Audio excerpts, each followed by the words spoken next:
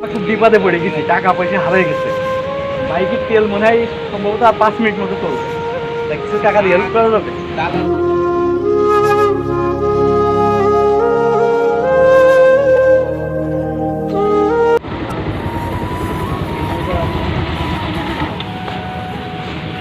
ভাই একটা কথা বলতাম সবার উদ্দেশ্যে আর কি, মানে আমরা খুব বিপদে পড়ে গেছি, টাকা পয়সা হারিয়ে গেছে।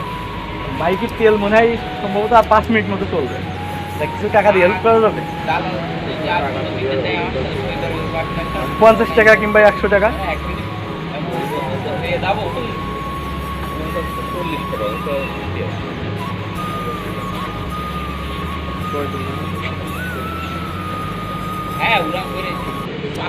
ভাই মানে দিয়া লাগবে না আর কি, আমরা একটা শুট করছিলাম, মানুষ বিপদে পড়ে কি মানে বাইক চালাইতে মানে সমস্যা তো হতেই পারে। আপনারও তেল প্রয়োগ করে, আমারও প্রয়োগ করে, কেউ কি হেল্প করে কিনা? আরও হচ্ছে আমাদের বয়সে ইয়াং ভাইরা। ভাই আপনাদের বাসা কোথায়? এখানে পড়াশোনা করেন না মানে চাকরি? এখন তাহলে আমার ছোট আপনি। আর আপনি?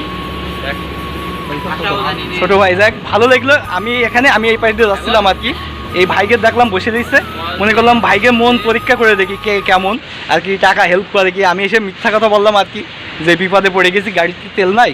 তো ভাই থাকেন তাহলে, ভালো থাকবে না আর কি। ভাইরা খুব ভালো মন মানসিকতার মানুষ, খুবই ভালো লাগলো। আসলে টাকাটা বড় না, সব থেকে মন মানসিকতাই সব থেকে বড় আর কি। আর এই গ্রামটার নাম হচ্ছে কাবিলপুর সরকারি প্রাথমিক বিদ্যালয়।